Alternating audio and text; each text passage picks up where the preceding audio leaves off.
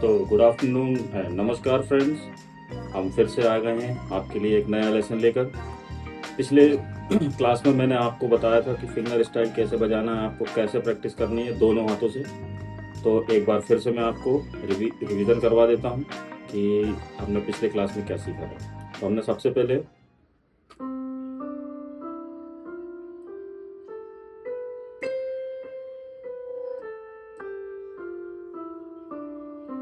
ठीक है, और ऐसे ही हमने सीखा था कि हम लेफ्ट हैंड से कैसे बजाएं।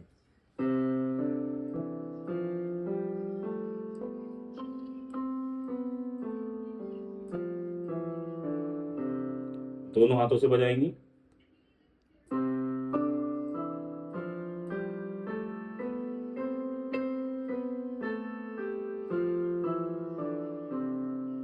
ठीक है फ्रेंड्स, अब हम इसी चीज को रिदम के साथ बजाएंगे। तो रिदम में बजाने के लिए सबसे पहले हमें रिदम के बारे में जानना होगा, जो कि चार भागों में डिवाइड है।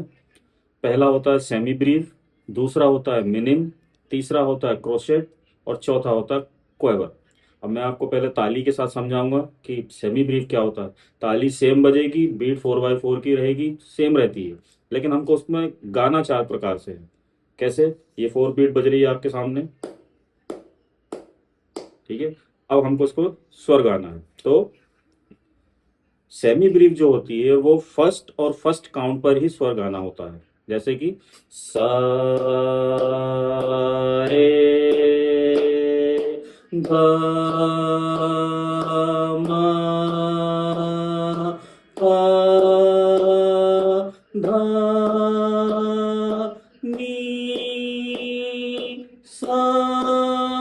सेम इसका डिसेंडिंग हो जाएगा। अब मिनिम के बारे में बताता हूँ। मिनिम में क्या होता है, जो 4 बीट बज रही है, 1 2 3 4।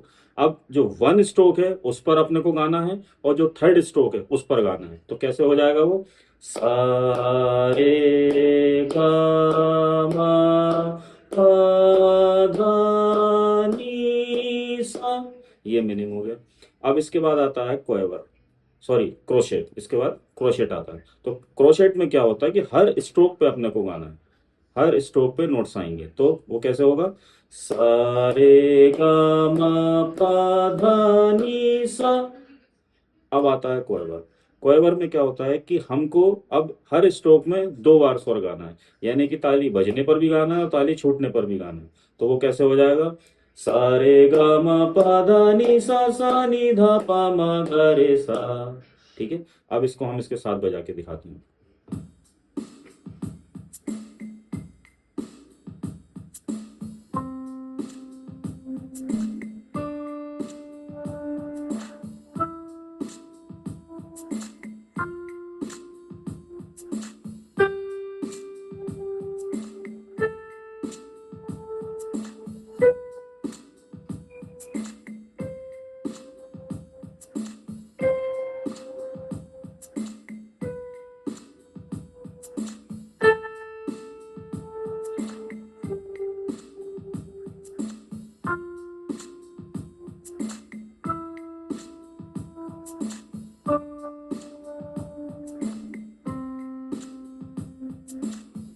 ये हमारा सेमी ब्रीफ कंप्लीट हो गया। अब हम इसी को मिनिम के साथ बजाएंगे, यानी कि 1 और 3 काउंट पर।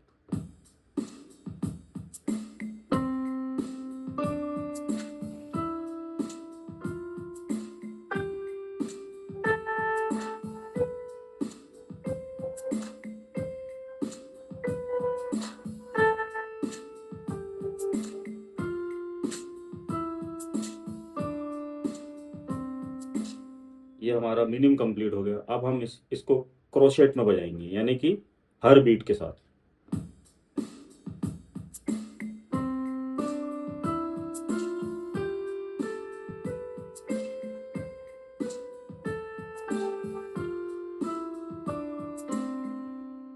अब हम इसको क्वेवर में बजाएंगे, यानी कि एक बीट में 2 बार।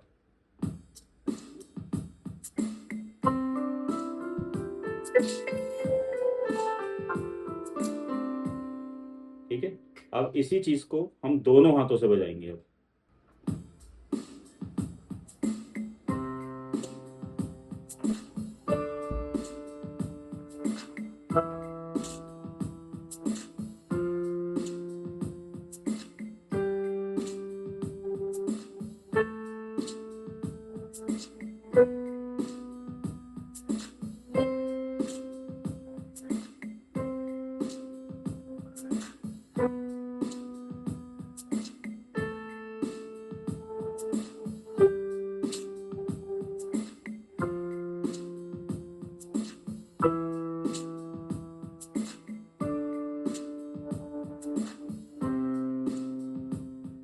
ठीक है। अब यही चीज हम मिनिम के साथ बजाएंगे।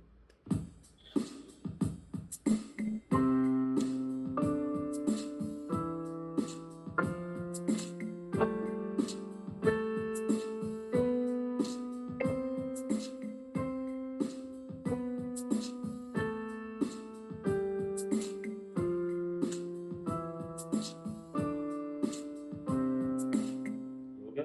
अब इसी को हम क्रोशेट पे बजाएंगे, यानी कि हर बीट के साथ।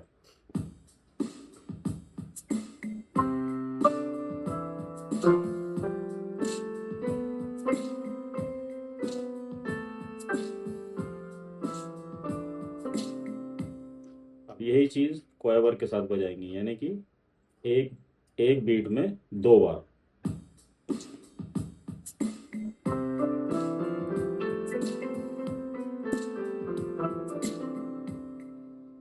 ये हमारा यहाँ पे रिदम सेक्शन में नोट्स का जो लेसन है ये हमारा यहाँ समाप्त होता है। अगर ये आप अच्छे से प्रैक्टिस कर लेंगे तो फिर आपको उंगलियां जो है, आपकी उंगलियों की फ्लेक्सिबिलिटी थोड़ी सी बढ़ जाएगी, और हम कितना ही फास्ट गाना क्यों ना हो, हम उसको बहुत फास्ट बजा सकते हैं। और भी अगर आप चाहो तो और भी फास्ट बजा सकते हो, 16 टाइम भी बजा सकते हो, 32 टाइम भी बजा सकते हो, वो कोई दिक्कत नहीं है। अब आता है मेन चीज कि हम कॉर्ड्स कैसे बजाएं। ठीक है, तो हम कॉर्ड कंस्ट्रक्शन पे चलते हैं।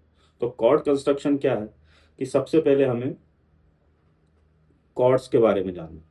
तो कॉर्ड के लिए हमें ये जो सी, ई और जी, ये हमारा कॉर्ड है। ये हो गया सी स्केल का पहला शुद्ध सा, यानी कि सी। ठीक है, उसके बाद आ जाएगा आपका डी माइनर, जो कि होता है डी, एफ और ए। ठीक है, उसके बाद आ जाएगा ई माइनर, यानी कि ई, जी और बी। फिर आ जाएगा एफ, यानी कि एफ, ए और सी। फिर आ जाएगा जी, यानी कि जी, बी, डी। इसके बाद आ जाएगा फिर से एफ, यानी कि एफ, ए और सी। फिर आ जाएगा जी, जी, बी, डी। फिर लास्ट में आएगा ए माइनर। ठीक है, अब मैं इसको आपको सेमी ब्रीव में बजा के दिखाता हूँ।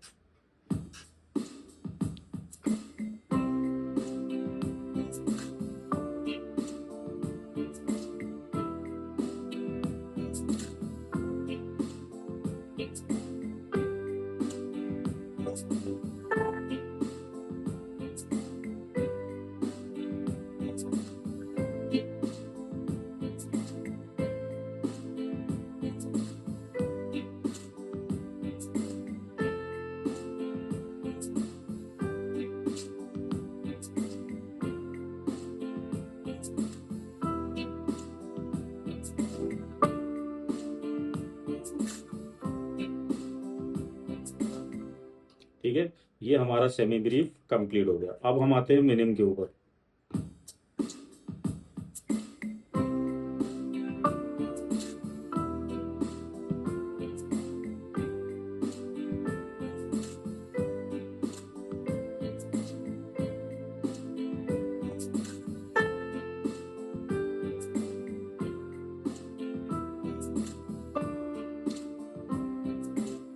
ये हमारा मिनिम कंप्लीट हो गया। अब हम आते हैं क्रोशेट के ऊपर, जिसमें अपने को हर स्ट्रोक पे अपने को स्वर बजाना है।